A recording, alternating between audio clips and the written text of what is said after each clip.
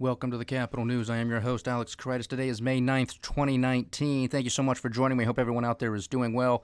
Boy, do we have another one for the record books. We just can't make this stuff up. Trump is just all over the place. I think he's really enjoying this. I really and truly do. It's no deal. It's a deal. Maybe, maybe not. What happened with the markets today? Well, the S&P was down 9 points for the close. The Dow was down 139.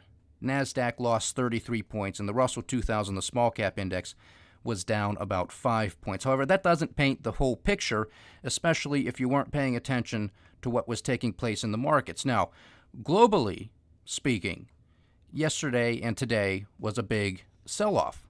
Now, the Asian markets lost a lot more than we did today here in the U.S.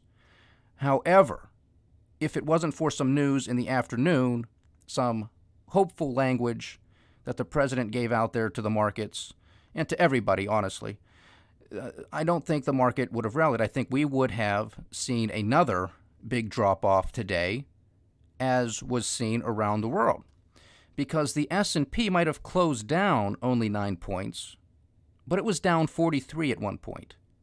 The Dow may have only closed down 139 points, but it was down 450 earlier in the day.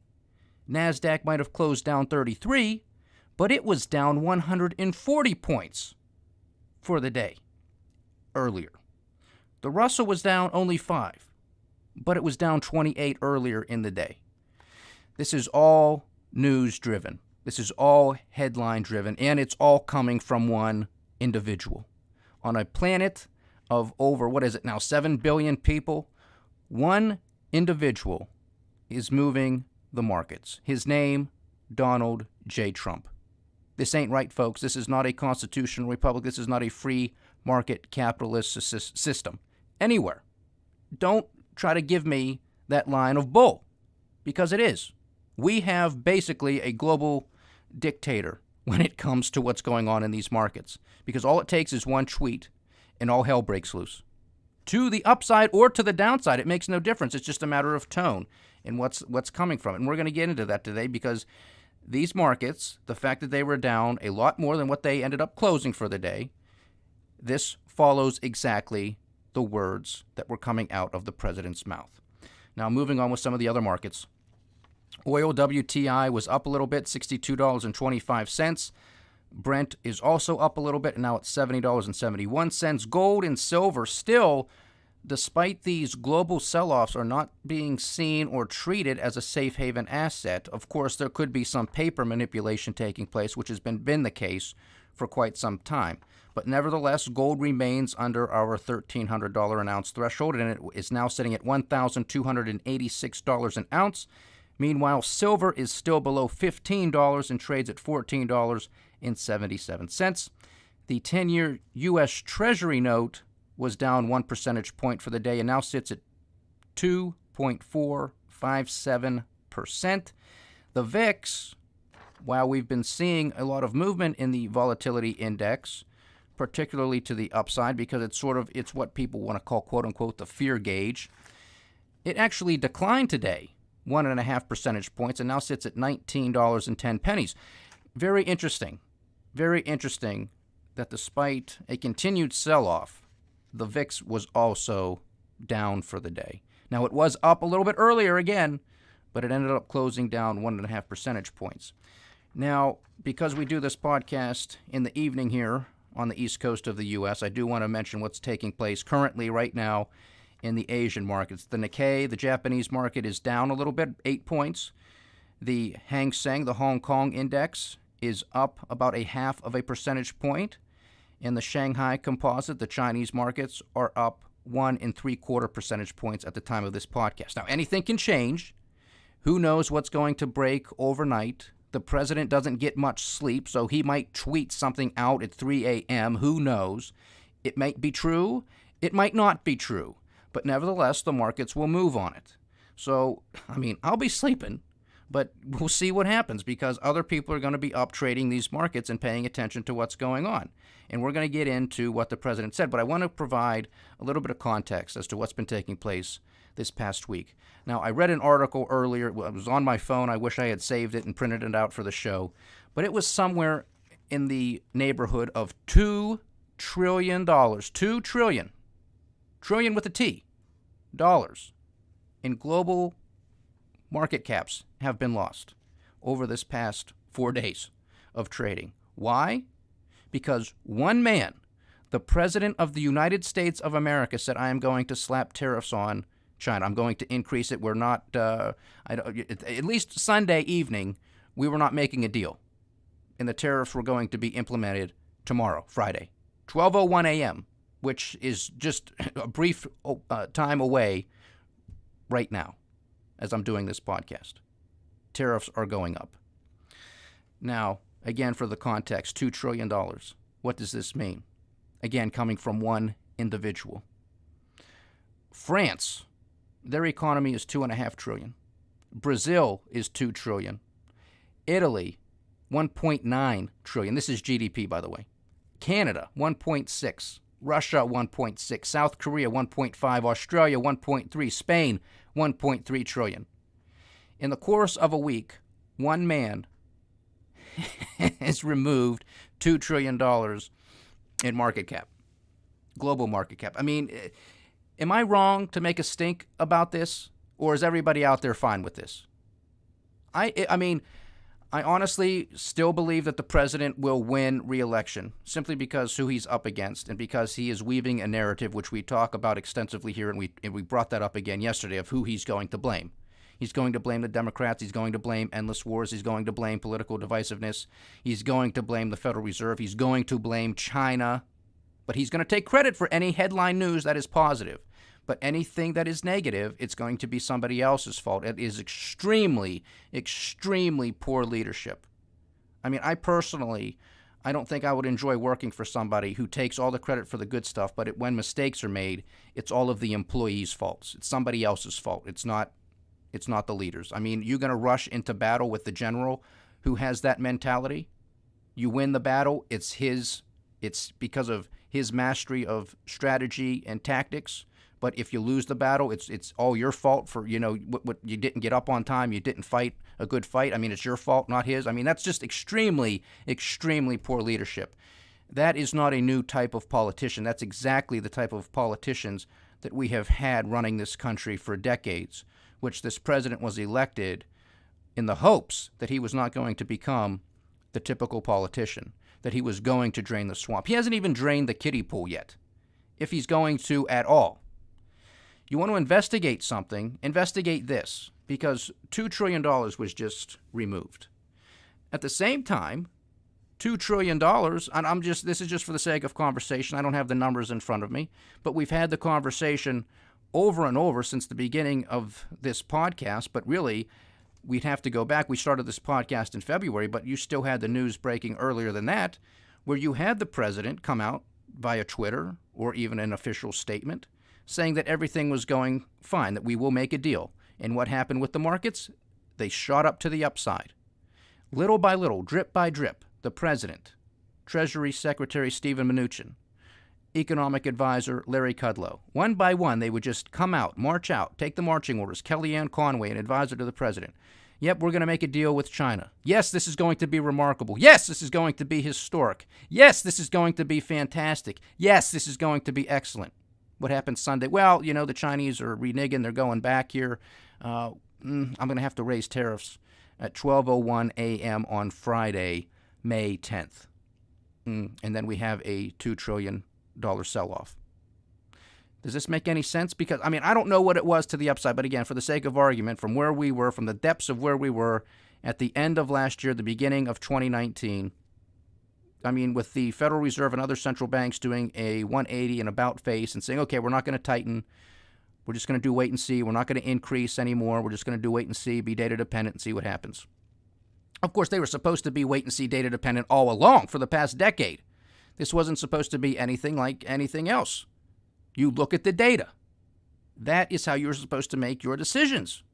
Clearly, that's not their calculus. It was because we were in a bear market territory in the stock market in the fourth quarter of 2018. The crybabies on Wall Street threw a hissy fit. Trump didn't like it, threw a hissy fit, and the Federal Reserve said, oh, no, we didn't mean to do that. So we're just going to do wait and see. So that put a floor on the market, at least for the time being. And then you had Trump with his policies, particularly the trade talks with the U.S. and China, and that just propelled markets to new highs on some of these indices. Now, we're still not at new highs on the New York Stock Exchange, which is interesting. The big board, I mean, that's the big boy, right? I mean, we talk a lot here about the S&P, obviously, the Dow, the NASDAQ, and the Russell 2000, some of those ones. But the New York Stock Exchange, it still has not made all-time highs like the S&P has, like the NASDAQ has. And it's starting to roll over, especially given this week. So are we going to see what Larry Fink, the CEO of BlackRock, described? Now, again, he wasn't necessarily saying that was going to happen, but it was a possibility of a stock market melt up. I still don't think that's necessarily off the table, because who knows what's going to take place tomorrow. Because if by some miracle there is a trade deal that is agreed to and President Trump removes the tariffs, I mean, these markets are going to go crazy back to the upside. I mean, are we going to get that $2 trillion back within a week? I mean, we were joking here last week when we were talking about trillion-dollar market cap valuations on the likes of Microsoft and Apple, and we were joking. We said, hey, who knows what's going to happen in the financial world of us? Maybe, just maybe, Microsoft will be a $2 trillion market cap company next week because of the insanity in which we live and exist. I mean, what's going to happen if there's a tweet at 3 a.m. that says everything's fine, we got a deal, and it's fantastic? I mean, who is he to be believed? This is becoming a problem. I talk about more specifically on the geopolitical podcast about the lunatics of 2020 running on the Democrat ticket. But let me tell you something, folks. If the president keeps this up, I'm going to have to call him a lunatic too, especially when it comes to the economy and all this stuff, because this is just a bridge too far for me. Because we are not supposed to have a global dictator that moves markets like this at all. Again, if somebody wants to actually declare war, okay, I can understand that. This is trade negotiations where most of it has nothing to do with trade. It has to do with intellectual property. It has to do with cyber warfare. It has to do with forced technology transfers. It doesn't have to do with soybeans and corn and cattle futures. It's not what it's about. This is about structural reform. That's just the smoke and mirrors, because we go through the numbers here. It was a big joke. That's another thing for the perspective. Forget talking about France being a $2.5 trillion economy, Brazil being a $2 trillion economy, and that's how much got wiped out over the course of 4 days, trading sessions. How about this for perspective? And we talk about this all the time and have for the past few months here at the Capital News, that you're talking about 10% tariffs on $200 billion worth of Chinese goods, so $20 billion. The Chinese basically respond in kind. So for the sake of argument, let's say it's $40 billion. And let's just say, for the sake of argument, let's double the number and say it's 80. You're talking about $80 billion worth of tariffs on goods coming from the two largest economies in the world. Combined, they are over $30 trillion. So we are complaining about $80 billion worth of tariffs on two economies combined are $30 trillion. Again, the analogy, those are fleas on a dog, on a big dog, okay? Or is it an annoyance? Every once in a while, yeah, it is, but it's not that big of a deal. Do we want to get rid of them? Sure. Who wants to get bothered and annoyed by something like that? But it ain't going to kill the dog. It's not going to kill the global economy. I mean, this is just all hyperbole and exaggeration. But nevertheless, $80 billion worth of tariffs, and plus or minus a little bit. I don't care. This is the sake of argument. This is for perspective. $80 billion worth of tariffs, and you've had the economy, the global stock markets, move up $2 trillion, and in 4 days have lost $2 trillion. Can you make this stuff up? Is this an economy you people want to be a part of? Do you want an elected leader tweeting things that affect markets to this extent? How can you plan? You don't know what this guy's going to do. And let me just give you some other perspective as to why I think this is a game to the President of the United States. Now, I don't think your 401ks, your retirement, your livelihood is a game, but I honestly think that the President thinks this is all a big game, and I'm going to tell you why. Because there's been some other news that came out this week, and we weren't talking about it on the geopolitical report because it was a non-story as far as the Capitol News is concerned, another waste of time. But it had to deal with, and I'm sure most of you heard about this, that the New York Times was in possession of copies of the president's tax returns for, I think, 1985 to 1994, something like that, a decade's worth of copies. Okay, where it basically said that the president lost $1 billion over that time frame. This is no surprise to everybody. Everybody knows that Donald Trump went bankrupt and brought himself out from that. This is no shocker to anybody who's been paying attention. So that was a non-story. That's why we didn't talk about it. But the reason I'm bringing it up is because this obviously struck a nerve with the president, and he took to, once again, Twitter to make comments about this. And he was talking about, well, you know, in the 1980s and 90s, every real estate developer was struggling, or they played this game with the tax shelter and were taking advantage of all these things. And, you know, you used it for negotiations with the banks to get better terms and all this, that, and the other. And he said it was good sport. It was good sport. This is a game. That was all a game to him. And that's fine.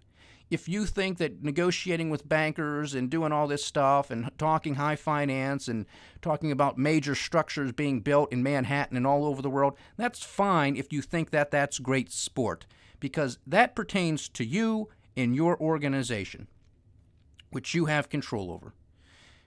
You do not have the right to be meddling in these markets to the extent that you are, Mr. President, and I really wish that you would stop. I really and truly believe this, because I'm getting sick and tired of it. I defend the president all the time when it comes to the political shenanigans that go on and are continuing to go on, particularly revolving around the Trump-Russia collusion story and the insanity that just gets turned up every single day to a new level on the Democrat side with the mainstream media. It's embarrassing. The idiot eating chicken, Kentucky Fried Chicken. I mean, are you kidding me? Are you kidding me? I mean, if President Trump did this, if he actually, I mean, all hell would have broke loose. The Democrats, the mainstream media would have been beside themselves. It's beneath the office of the presidency. Blah, blah, blah, blah, blah. But they can do it, no problem. But again, getting back, and I don't want to go off on a tangent here, but this is a problem. The president thinks this is all a game. This is all sport. He wants to take credit for the quote-unquote good headline news, which we know is a bunch of bull because we look beyond the headlines. We take a few moments to actually read some of these reports, actually do some of the minor calculations that are needed to say, well, wait a minute here. 3.2% GDP in the first quarter, that doesn't make sense. And then you look at the numbers. Oh, yeah, it doesn't make sense. Imports are down. Production is down. But somehow there's a build in inventories. And I think there was some extra news out today. I'm not going to have time to get to it now. That I think March inventories, wholesale inventories, were revised to the downside, which was no surprise to us because we looked at some of the numbers. Now, if you just want to take your Prozac and Zoloft, you just want to drink your alcohol, smoke your cigarettes, and nod your head because you happen to agree with the president on everything, go ahead. You have the right to do so. I would just ask that you open your mind and ask some simple questions. Does this make sense? Do you want a president who takes to Twitter and moves markets to the degree that he does? Because you want to investigate something? Maybe you want to investigate this. Did a friend of a friend of a friend of the president make out on this? Did he know that the president was going to tweet this on Sunday? I mean, I'm serious. These are serious questions. This goes to insider trading. I hope the president isn't that stupid, and I don't think he is. But the fact that he takes to Twitter and the markets move to these degrees, it's disgusting to me. Because in a world of 7 billion people, you and I are supposed to have the power to make the decision as to where markets go. We are supposed to find fair market value. It's a crapshoot as to what's going to happen. Because let me get to an article here from the New York Times that just came out recently, because this was after the trade talks that concluded this evening. So this is from the New York Times. I'm just going to read some of it. It's a lengthy article. I'm not going to read the whole thing. Tariffs on $200 billion worth of Chinese goods will increase at 12:01 a.m. Friday after a pivotal round of trade talks between the United States and China on Thursday evening failed to produce an agreement to forestall the higher levies. President Trump, in comments at the White House on Thursday afternoon, said he would raise the tariffs and take steps to tax nearly all of China's imports as he accused Beijing of backtracking on a trade deal. The White House said talks would continue on Friday between top Trump administration officials and Chinese negotiators, but it remains uncertain whether the two sides can bridge the differences that have arisen over the past week. In his comments at the White House on Thursday afternoon, Mr. Trump vacillated between threatening China and suggesting a deal could still happen. Of course, this is what the man does. He goes back and forth. This is what I was talking about as to why the markets moved from the depths to where they ended up at the end of the day.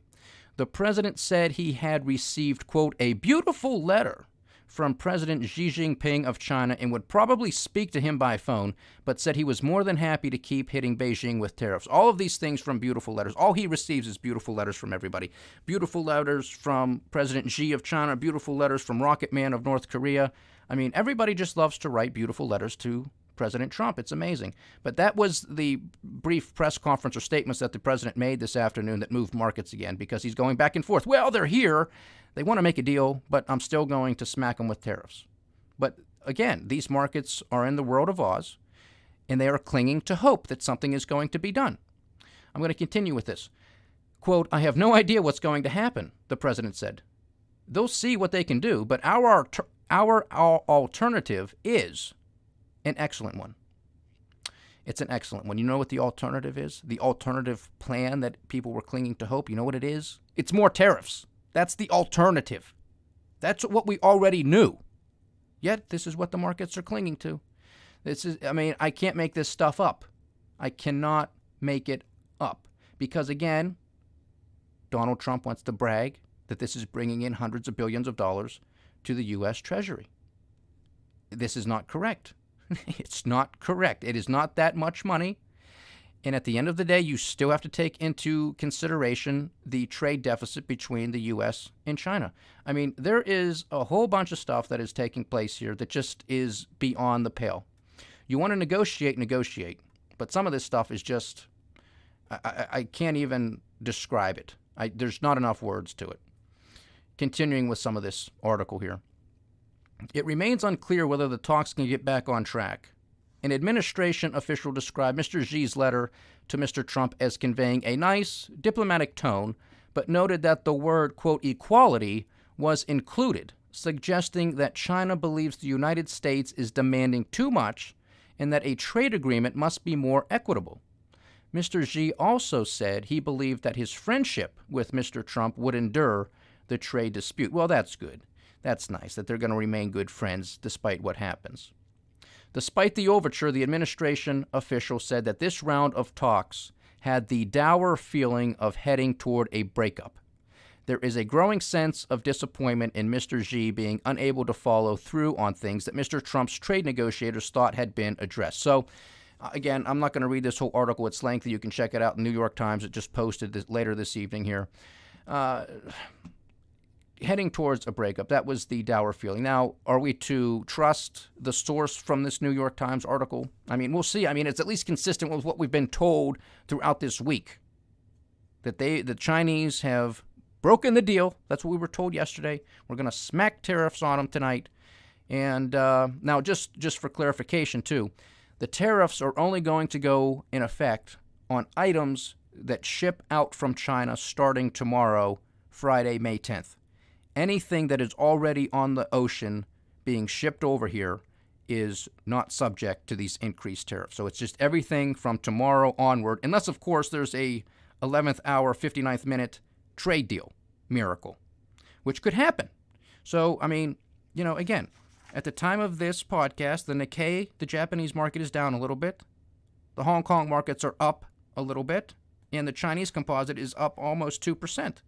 So, I mean, everybody's clinging to hope that something can get done in the last minute of this trade deal. Now, before I sign off here, I just want to allude to something that we're going to have a discussion on shortly. I don't know if it's going to be tomorrow, because that could be a blockbuster event if whether or not a deal is struck. But I just want to refresh everybody's memory on some of the issues that I said could potentially come to pass, that could be a 2019 market mover. It could be something that could move these markets to the downside. They could really start to cause ripple effects to the downside, not just in the stock market, but in the economy. And that's really what I'm more concerned about, is the economy. And what I'm talking about here are comments from Mozillo. Let me think. Mozillo, if you remember him, Angelo Mozillo, he was the founder of Countrywide Mortgage, of course, at the epicenter of the subprime crisis. He was not imprisoned. He was not fined. He did not face civil lawsuits, none of that stuff. He walked away smelling like a rose, a multi-billion-dollar rose. But nevertheless, he's out there now. He feels he's an older gentleman. I think he's 80 years old, according to the article here.